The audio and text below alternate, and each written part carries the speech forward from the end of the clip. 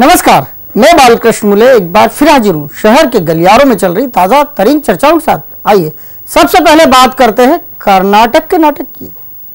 कर्नाटक में वही हुआ जो पहले से तय आका जा रहा था। बस नया यह है कि कर्नाटक का नाटक भाजपा के लिए एक संकेत दे गया। संकेत यह है कि जहां जहां चुनाव है वहां एकजुट रहो, वरना हश्र आपके सामने। कर्नाटक के नतीजों से कांग्रेस उत्साहित है तो भाजपा हतोत्साहित। अब कहा जा रहा है कि परिणाम भले ही कर्नाटक में आए हो, लेकिन उसकी घबराहट हमारे सूबे के सत्ताधारियों में है। 5 माह बाद मतदान है और पार्टी में गुटबाजी ऐसी है कि हर नेता दूसरे की काट करने में व्यस्त है। हालांकि संगठन सब कुछ जानने के बाद भी मौन है। उसे पता है चुनावी साल में किसी को नाराज किया नहीं कि फिर यहाँ भी दोहरा जाएगा कर्नाटक का नाटक। कर्नाटक में बीजेपी का सफाया हो गया। यहाँ पार्टी कब सत्ता से बाहर हो गई किसी को पता ही नहीं चला। कर्नाटक में सारे नेता नाटक करते रहे, कहते रहे कहीं कोई गुटबाजी नहीं है। पार्टी के अपने ही पार्टी को गर्द में ले गए, साथ ही खुद भी चले गए। कर्नाटक में पहली बार कमल खिला और दूसरी बार खिलता उससे पहले ही मुरझा गया। कर्नाटक के नाटक का परिणाम आने के बाद वहां चिंता की लकीरें उमड़ पड़ी हैं। जहां जहां 5 माह बाद मतदान है, पार्टी नेता केवल सत्ता की मलाई मार रहे हैं और अपनी ढपली अपना ही राग वाली कहावत को चरितार्थ करने में जुटे हुए हैं। वैसे पार्टी के वरिष्ठ नेता स्थिति भांप चुके हैं। कर्नाटक के परिणाम आने के बाद वो ये कहने से नहीं चूक रहे हैं कि कर्नाटक से आए परिणाम पार्टी के लिए एक संकेत है। अखंड मध्य प्रदेश के संगठन महामंत्री रहे कृष्ण मुरारी मोघे कर्नाटक के परिणाम से परेशान दिखाई दिए। उन्होंने अपनी बात बेबाकी से कही भी, लेकिन वो पार्टी या संगठन पर असर डाल पाएंगी या नहीं ये कहना मुश्किल है। वैसे राजधानी के गलियारों से आ रही सुर्खियों में भी कहा जा रहा है कि सत्ताधारी दल कर्नाटक में चिंता में आ गया है। बीजेपी के सारे ही कुशल संगठक ये बात जानते हैं कि पार्टी में एका कहीं नहीं है, सब अलग अलग गुटों में बटे हुए हैं और हर दिन ऐसा कुछ करते हैं कि जिससे अपने ही कटघरे में आ खड़े हो जाएं। फिलहाल सत्ताधारी टेंशन में है। आत्मविश्लेषण का दौर शुरू हो गया है। जवाब ढूंढा जा रहा है। यूपीए सरकार चारों तरफ से घिरा रही है, फिर क्यों वोट बैंक विकल्प को नहीं दोहरा रहा है? सूबे के मुखिया शिवराज सिंह चौहान बाबा के बुलावे पर उनकी अपनी विधानसभा यानी 5 नंबर में आ रहे हैं, लेकिन शिव बाबा के मेले से पहले खजराना गणेश मंदिर पर माथा टेकते दिखाई दे सकते हैं। खजराना के गणेश जी शिव परिवार का आस्था का केंद्र है और बाबा का आयोजन भी मंदिर प्रांगण की पार्किंग में। ऐसे में शिव का गणेश जी के दर जाना तय है। प्रदेश के मुखिया शिवराज सिंह चौहान खजराना गणेश जी के अनन्य भक्तों में शामिल हैं। इन्वेस्टर्स समिट की अपार सफलता से उत्साहित सीएम साहब इस आस्था के केंद्र यानी भगवान गणेश के दर पर साष्टांग दंडवत करते दिखाई दिए थे। उसके बाद मुखिया जी को ऐसा कोई मौका ही नहीं मिला कि वो फिर बुद्धि के दाता और विघ्नहर्ता की शरण में पहुंच पाएं। हालांकि इस बीच शिव परिवार के अन्य सदस्य खजराना गणेश के दर पहुंचकर सजदा करते रहे हैं। अब 11 मई को मुख्यमंत्री शिवराज सिंह चौहान बाबा के बुलावे पर शहर आ रहे हैं। बाबा का मेला भगवान खजराना गणेश की शरण यानी पार्किंग स्थल पर लगाया जा रहा है। हितग्राही सम्मेलन की तैयारियां खजराना गणेश मंदिर की पार्किंग में शुरू कर दी गई हैं। ऊबड़ खाबड़ पार्किंग को समतल करने का काम पूरा हो गया है। इस बीच शिव के भगवान गणेश के दर पर पहुंचने की चर्चाएं भी मंदिर प्रांगण में शुरू हो गई हैं। चुनावी साल में जिस तरह की तैयारियां बाबा ने अपने मुख्यमंत्री के लिए की हैं, उससे तो यही लग रहा है कि भले ही शिवराज सिंह फिलहाल पूरे प्रदेश में चुनावी बिगुल नहीं फूके, लेकिन 5 नंबर विधानसभा क्षेत्र का बिगुल तो इसी मेले में फूक दिया जाएगा। बाबा ने अपने हितग्राही सम्मेलन का स्थान खजराना गणेश मंदिर परिसर में रखकर अपनी स्थिति कुछ मजबूत की है। जब मुख्यमंत्री शिवराज सिंह यहाँ आएंगे तो अपने आस्था के केंद्र पर यानी सीधे भगवान गणेश जी से मुखातिब होकर अपनी हर बात कहेंगे। बाबा के मेले में गणेश जी के दर पर होने वाली शिव की ये सभा सुनने योग्य होगी, जिसकी चर्चा फिलहाल केवल बाबा समर्थकों के बीच है। और कोई इस आयोजन को लेकर उत्साहित है तो वो गणेश भक्त पुजारी परिवार, जिसे पूरी उम्मीद है कि प्रदेश के मुखिया फिर भगवान के दर आएंगे, माथा टेकेंगे, पंडितों का आशीर्वाद लेंगे और फिर अपने मिशन पर जुट जाएंगे। आकाश विजयवर्गीय के वास्ते खाली कर दो रास्ते। उद्योग मंत्री कैलाश विजयवर्गीय के समर्थक, विधायकों और पार्टी पदाधिकारियों ने लगता है इसी थीम पर काम करना शुरू कर दिया है। जहां जहां आकाश पहुंचते हैं उन्हें मंत्री पुत्र होने के नाते पूरा सम्मान दिया जाता है। यानी आकाश आए नहीं कि हर छोटे बड़े आयोजन में मंत्री समर्थक पीछे हो लेते हैं। अब आकाश को उनके नाम के मुताबिक पदासीन किए जाने की भी चर्चा शुरू हो गई है। फिलहाल मां आशा विजयवर्गीय के स्वास्थ्य का ध्यान रखते हुए पुत्र होने का दायित्व निभा रहे आकाश विजयवर्गीय फिर एक बार शहर से लेकर गांवों के गलियारों तक चर्चा का विषय बने हुए हैं। दरअसल मंत्री पुत्र आकाश की चर्चा इसीलिए की जा रही है कि मंत्री जी यानी कैलाश विजयवर्गीय को छोड़ दें तो उनके सारे ही समर्थक आकाश को उनके औरे के मुताबिक पदासीन करने का मन बनाए बैठे हैं। आकाश को आगे लाने और मंचासीन करने में उनके अपने चाचा यानी विधायक रमेश मेंदोला सबसे आगे हैं। वो किसी भी मंच पर हो आकाश को आगे बढ़ाने का कोई मौका नहीं चूकते।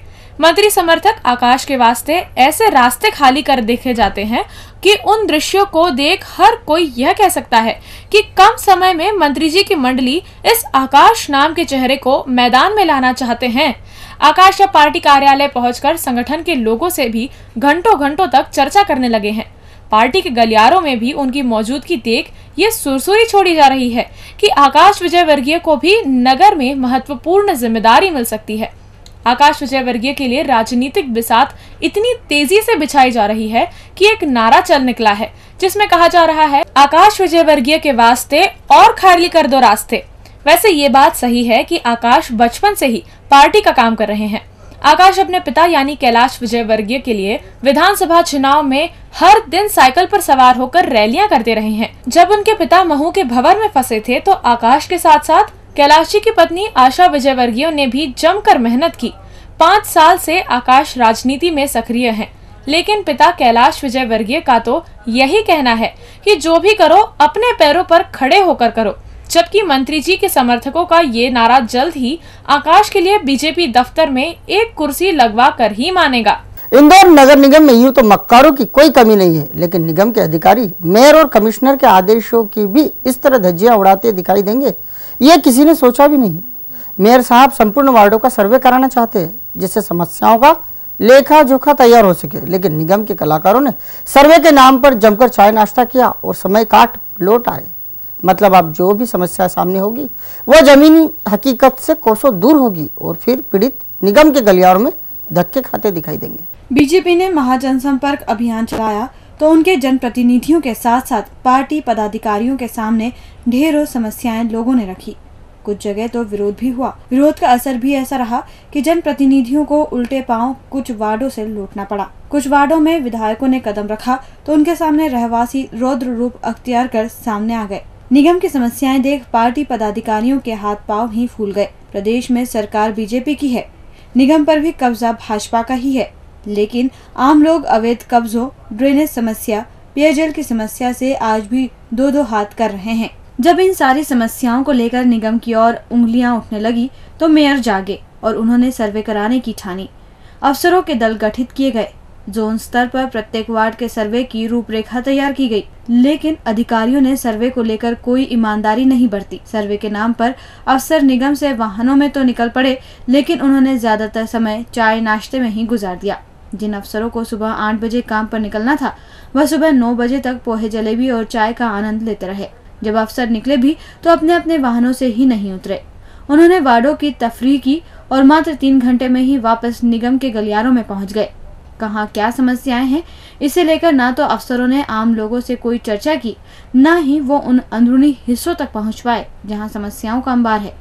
अब सर्वे के नाम पर रिपोर्ट तैयार हो रही है, जिसके बाद रिपोर्ट मेयर कृष्ण मुरारी मोघे के साथ साथ कमिश्नर राकेश सिंह को सौंप दी जाएगी। अब निगम के गलियारों में इस सर्वे रिपोर्ट को लेकर चर्चा है। कहा जा रहा है कि पूरी रिपोर्ट ही खाना पूर्ति है। ऐसे में जिस तरह की समस्याएं महाजन संपर्क के दौरान नेताओं के सामने आई थी, बस वही की वही समस्याएं फिर सामने आने को है। वैसे इस फर्जीवाड़े की जानकारी दोनों जिम्मेदारों के कानों तक पहुंच गई है। बस अब देखना यह है कि ये दोनों ही इस सर्वे रिपोर्ट को कितनी गंभीरता से लेते हैं। और अंत में बात करते हैं क्राइम ब्रांच के नए कलेवर की। शहर की क्राइम ब्रांच अब नए कलेवर में दिखाई देगी। पहले सालों से डटे अफसरों की क्राइम ब्रांच से रवानगी और अब एएसपी दिलीप सोनी की आमद से यहाँ का माहौल पूरी तरह से बदला सा दिखाई दे रहा है।